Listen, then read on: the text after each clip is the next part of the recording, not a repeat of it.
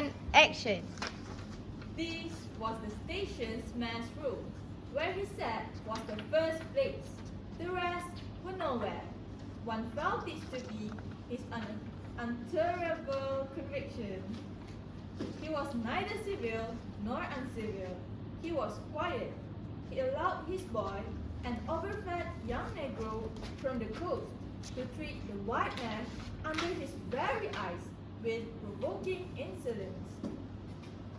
He began to speak as soon as he saw me. I had been very long on the road. He could not wait. He had to start without me. The upriver stations had to be relieved. There had been so many delays already that he did not know who was dead and who was alive and how they got on, and so on and so on. He paid no attention to my explanations, and playing with the stick of sealing wax, repeated several times that the situation was very grave, very grave. There were rumors that a very important station was in jeopardy, and its chief, Mr. Kurtz, was ill. Hope it was not true. Mr. Kurtz was, I felt very and irritable. Hank Kurtz, I thought. I interrupted him by saying I had heard of Mr. Kurtz on the coast. Ah, so they talk of him down there. He murmured to himself. Then he began again, assuring me Mr. Kurtz was the best agent he had, an exceptional man of the greatest importance to the company. Therefore, I could understand his anxiety. He was, he said, very angry. Certainly he fidgeted on his chair a good deal, exclaimed, Mr. Kurtz. broke the stick of sealing wax, and seemed dumbfounded by the accident. Next thing, he wanted to know How long it would take to... I interrupted him again, being hungry, you know, and kept on my feet too. I was getting savage. How could I tell? I said, I hadn't even seen the wreck yet. Some months, I doubt.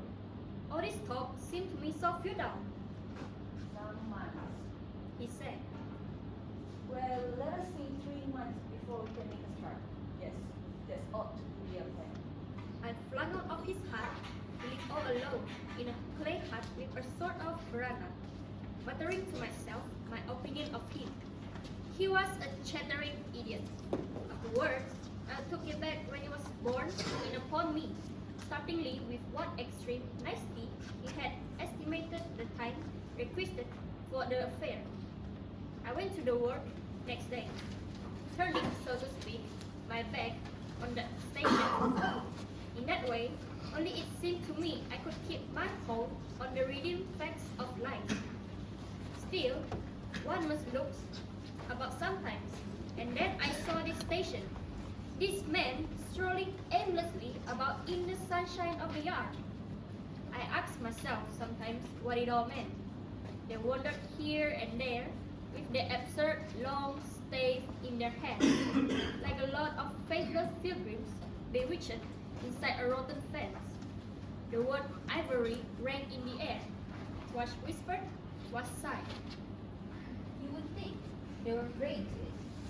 A chain of imbecile rapacity blew through it all, like a whiff from some corpse. By Jove, I've never seen anything so unreal in my life. And outside, the silent wilderness surrounding this cleared speck on the earth struck me as something great and invisible, like evil or truth, waiting patiently for the passing away of this fantastic invasion. Oh, these months. Well, never mind. Various things happened. One evening, a grass shed full of calico, cotton prints, beads, and I don't know what else burst into a blaze so suddenly that you engine fire consumed all that. I was smoking my pipe quietly by my dismantled steamer and saw them all cutting capers in the line, with their arms lifted high, when the stout man with mustaches came tearing down to the river. A tea pail in his hand assured me that everybody was Behaving splendidly. dipped about a quart of water and tore back again. I noticed there was a hole in the bottom of his pail. I strolled up. There was no hurry. You see, the thing had gone off like a box of matches. It had been hopeless from the very first. The flame had leaped high, driven everybody back, and lighted up everything and collapsed. The shed was already a heap of embers, glowing fiercely. A native was being beaten nearby. Ah! They said he had caused the fire Ah. in some way, be that as it may. He was screeching the most Ah. hurt. I saw him later for several days sitting in a bit of shade, looking very sick and trying to recover himself. Afterwards, he arose and went out. And the wilderness, without a sound, took him into its bosom again. As I approached the glow from the dark, I found myself at the back of two men talking. I heard the name of Kurt pronounced. The Kurt. Then the words, Take advantage of this unfortunate accident. one of the men was the manager. I wish him a good evening. Good evening. Did you ever see anything like it, eh? It is incredible. He said and walked off. The other man remained. He was a first-class agent, young, gentlemanly, a bit reserved, with a forked little beard and hooked nose. He was standoffish with the other agents, and they, on their side, and he was the manager's spy upon them. As to me, I had hardly ever spoken to him before. We got into a talk, and by, we strolled away from the hissing woods. Then he asked me to his room, which was in the main building of the station. He struck a match, and I perceived that this young aristocrat had not only a silver mount dressing case, but also a whole candle to himself. Just at that time, the manager was the only man supposed to have any right to candles. Native men covered the clay walls, a collection of spears, assegais, shields, knives was hung up in trophies. The business entrusted to this fellow was the making of bricks. So I had been informed, but there wasn't a fragment of a brick anywhere in the station, and he had been there more than a year waiting. It seems he could not make bricks without something. I don't know what. Straw, maybe. Anyways, it could not be from them, and as it was not likely to be sent from Europe, it did not appear clear to me what he was waiting for. An act of special creation, perhaps. However, they were all waiting, all 16 or 20 pilgrims for something, and of their language it did not seem an uncongenial occupation. From the way they took it, though, the only thing that ever came to them was disease, as far as I could see. They beguiled the time by backbiting and intriguing against each other in a foolish kind of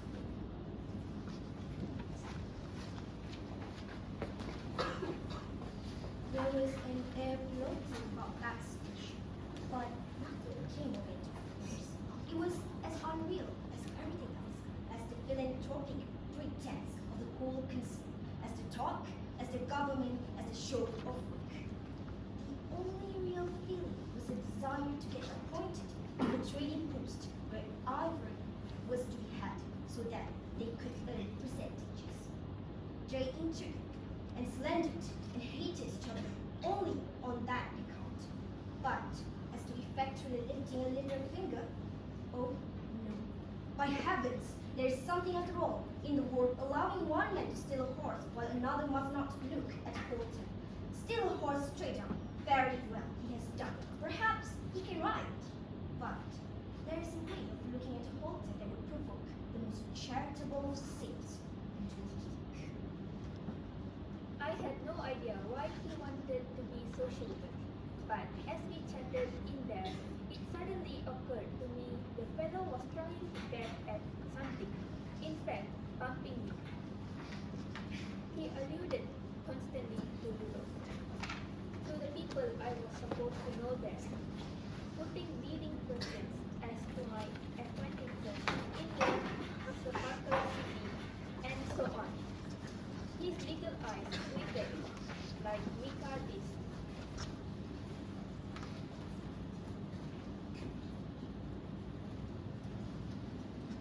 With curiosity, though he tried to keep up a bit of superciliousness. At first, I was astonished, but very soon I became awfully curious to see what he would find out from me. I couldn't possibly imagine what I had in me to make it worth his while. It was very pretty to see how he baffled himself, for in truth my body was full of chills, and my head had nothing in it but that wretched steamboat business. It was evident to took me for a perfectly shameless prevaricator. At last he got angry, and to conceal a movement of furious annoyance, he yawned. I rose. Then I noticed a small sketch in oil on the panel, representing a woman, draped and blindfolded, carrying a lighted torch. The background was somber, almost black. The movement of the woman was stately, and the effect of the torchlight on the face was sinister. It arrested me, and he stood by serenely, holding an empty half-pink champagne bottle, medical compass, with the candle stuck in it. To my question, he said Mr. Curse had painted this in this very station more than a year ago while waiting for means to go to his trading post. Tell me, pray, who is this, Mr. Prince? The chief of the inner station. He was his answer in a short tone, looking away. Much obliged. I said, laughing. And you are the breakmaster of the central station. Everyone knows that. He was silent for a while. He is a prodigy. He said at last, He's an emissary of pity and science and progress and devil knows what else. We want, he began to dictate suddenly. for the guidance of the cause entrusted to us by Europe, so to speak, higher intelligence, wide sympathies, a singleness of purpose. Who says that? I asked. Lots of them. He replied, Some even write that, and so he comes here, a special being, as you ought to know. Why ought I to know? I interrupted, being really surprised. He paid no attention. Yes, today he is chief of the best station. Next year he will be assistant manager. 2 years more and... But I dare say you know what he will be in 2 years' time. You are of the new gang, the gang of virtue. The same people who sent him specially also recommended you. Oh, don't say no, I've got my eyes to trust. Like John Wanley, my dear aunt's influential acquaintances were producing an unexpected effect upon that young man. I nearly the company's confidential correspondence? I asked. He haven't a word to say. It was great fun. When Mr. Kurtz I continued soberly. is general manager, we won't have the opportunity. He blew the candle out suddenly, and we went outside. The moon had risen. Black figures strong about listlessly pouring water on the glow. When proceed sound of hissing steam ascended in the moonlight. The missing native from somewhere.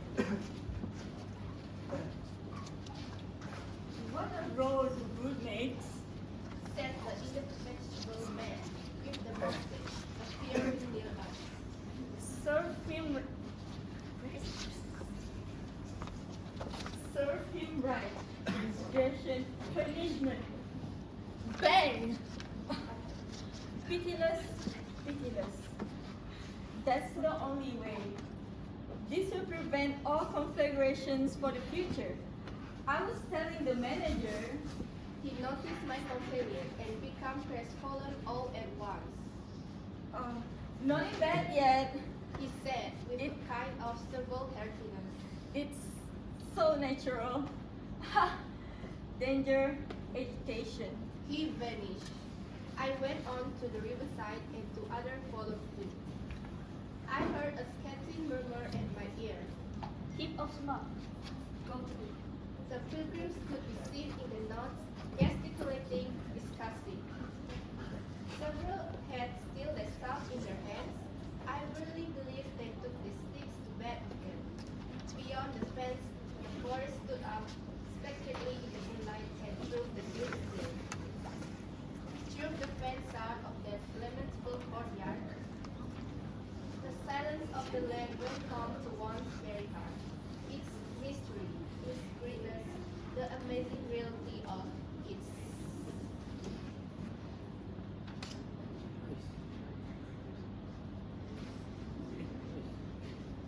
The end. This is the most confusing narrative.